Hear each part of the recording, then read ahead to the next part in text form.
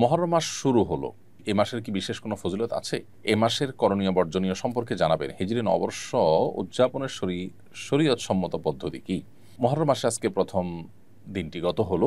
1447 হিজরি সালের প্রথম দিনটি আজকে গত হলো এবং ইতিমধ্যে দ্বিতীয় তারিখ অর্থাৎ 2রা মুহররম শুরু হয়ে গেছে। তো এই মুহররম মাসটি বছরের হিজরি বর্ষের প্রথম মাস। এই মাসটির নানান তাৎপর্যপূর্ণ দিক আছে।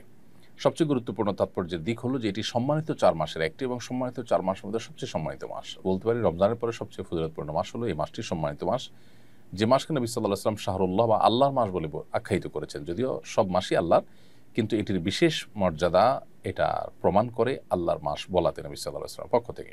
দ্বিতীয়ত হলো এই মাসের করণীয়। এ মাসে আমরা বেশি বেশি করে নফল রোজা রাখার চেষ্টা করব, কারণ নবী সাল্লাল্লাহু আলাইহি ওয়াসাল্লাম বলেছেন আফদালুস সিয়ামি বা'দা রমাদান শাহরুল্লাহিল মুহাররম। রমজানের পরে সবচেয়ে উত্তম রোজা হলো আল্লাহর মাস মুহররম মাসের রোজা। এই মাসে আশুরার দিন রয়েছে, অতএব আশুরার দিন উপলক্ষে বিশেষভাবে 2 দিন ব্যাপী রোজা রাখা, 9 এবং 10ই মুহররম অথবা 10 বা 11ই মুহররম, এই দিন 2টা দিন রোজা রাখা হলো সুন্নাহ।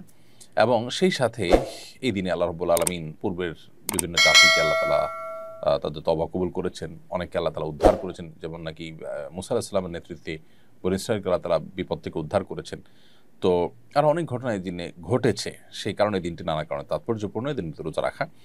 আর মুহররমকে কেন্দ্র করে নানা রকমের বিদআত এবং অপসংস্কৃতি চলমান আছে, সেগুলো থেকে আমাদেরকে বিরত থাকতে হবে, যেমন মাতম তাজিয়া মিছিল ইত্যাদি করা। এই দিনে অর্থাৎ আশুরার দিনে কালবারাতি হোসেন রাদিয়াল্লাহু তাআলা নবী সাল্লাল্লাহু আলাইহি ওয়াসাল্লামের প্রিয় দৌহিত্র, তিনি শাহাদাত বরণ করেছেন নির্মমভাবে জালিমের হাতে। সন্দেহাতীতভাবে এটি আমাদের জন্য বেদনাদায়ক একটি অধ্যায়, কিন্তু সেটাকে কেন্দ্র করে সারা জীবন বা বছরকে বছর শোক পালন করা এটা শরিয়া সিদ্ধ নয়। নবী সাল্লাল্লাহু আলাইহি ওয়াসাল্লাম তার ওয়াফাতেও আমরা এই ধরনের শোক পালন করি না। সবচেয়ে বড় কথা হলো নবী সাল্লাল্লাহু আলাইহি ওয়াসাল্লাম নিজে পরিষ্কারভাবে বলেছেন যে 3 দিন পর আর কোনো শোক পালন করা যাবে না, সর্বোচ্চ 3 দিন পর্যন্ত শোক পালন করা চলবে। একজন নারী যিনি স্বামী হারিয়েছেন, স্বামী মারা গেছেন, তার তিনি 4 মাস 10 দিন পর্যন্ত শোক পালন করবেন। এছাড়া আর কোনো বছরকে বছর ধরে শোক পালন করার কোনো অপশন শরীয়তে নেই। সেসব কারণে তাজিয়া মিছিল ইত্যাদি এবং শোকের পোশাক পরা, মাতম করা, নিজের দেহে নিজে আক্রমণ করা এবং আরও নানাবিধ বিদআত আমাদের সমাজে প্রচলিত আছে, সেগুলো মুহররমকে কেন্দ্র করে আমরা বর্জন করে চলতে হবে, কারণ এগুলোর সাথে ইসলামের কোনো সম্পর্ক নেই। হিজরি নববর্ষকে স্বাগত জানিয়ে 2-1টি জায়গায় আনন্দ মিছিল হয়েছে, এ ব্যাপারে শরীয়ী কোনো নিষেধাজ্ঞা আছে কিনা?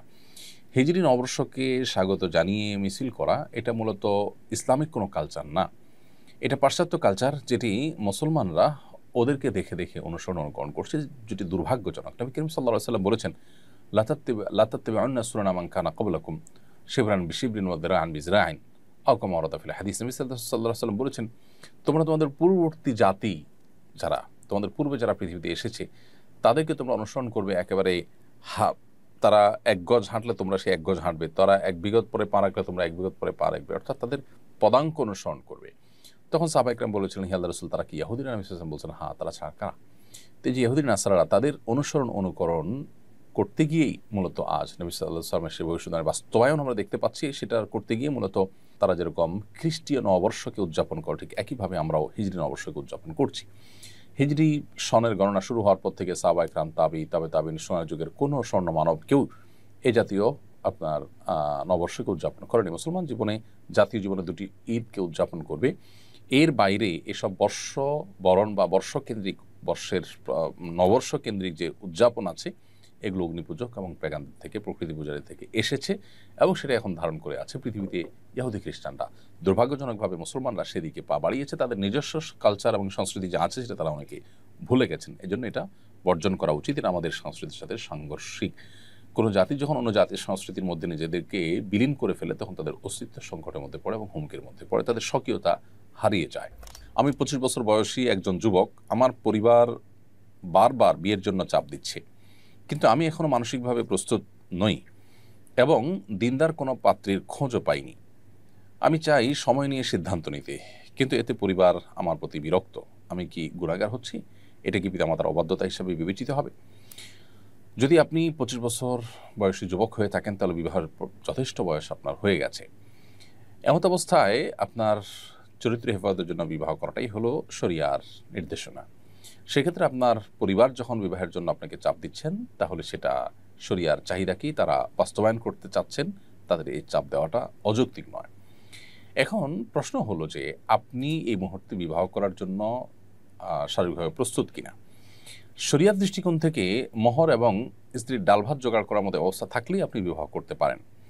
বিশেষ করে যদি চরিত্র হেফাজত করাটা ডিফিকাল্ট হয়, এই যুগে সবার জন্য ডিফিকাল্ট, পরিবেশটাই অত্যন্ত চ্যালেঞ্জিং। তো এই পরিবেশে যদি আপনি বিবাহ করলে আপনার ঈমান, আমল, আপনার তাকওয়া, চরিত্র হেফাজত করতে সহজ হয়, তাহলে বিবাহ করাটা আপনার কর্তব্য।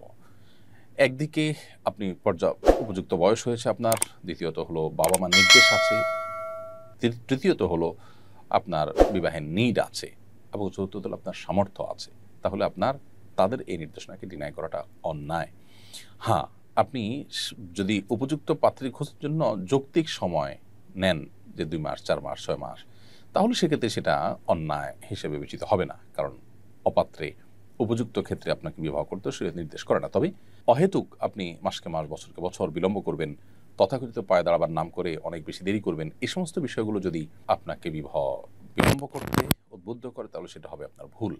তবে বাবা মার এই নির্দেশনা আপনার জন্য মানাটা ফরজ নয়, বিশেষ করে যখন সেটি বাস্তবায়ন করাটা আপনার জন্য চ্যালেঞ্জিং। আপনি দিনদার পাত্রী পাচ্ছেন না, একটু সময় নিচ্ছেন, খুঁজছেন, তাহলে এক্ষেত্রে আপনার বাবা মার চাপাচাপিতে আপনার বদ্দিনদার কোনো মেয়ে, যেনতেন কোনো মেয়ে বিয়ে করতে আপনি বাধ্য নন।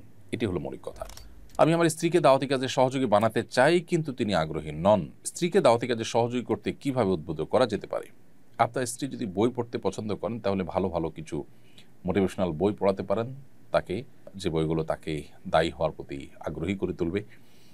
আর যদি বই পড়ার অভ্যাস তেমন না থাকে, তাহলে সেক্ষেত্রে আপনি তাকে ভালো দাওয়াতি কাজ করেন এবং তিনি তাদের দ্বারায় প্রভাবিত হতে পারেন এরকম ব্যক্তিদের সাথে তার পরিচিতি যেন ঘটে, তার সাথে ওঠা বসা যেন ঘটে, সেই ব্যবস্থা আপনি করবেন, সেই উদ্যোগ আপনি নেবেন। যদি সেটা নেন, ইনশাআল্লাহ আশা করা যায় যে আপনি তাকে দাওয়াতের পথে আনতে পারবেন।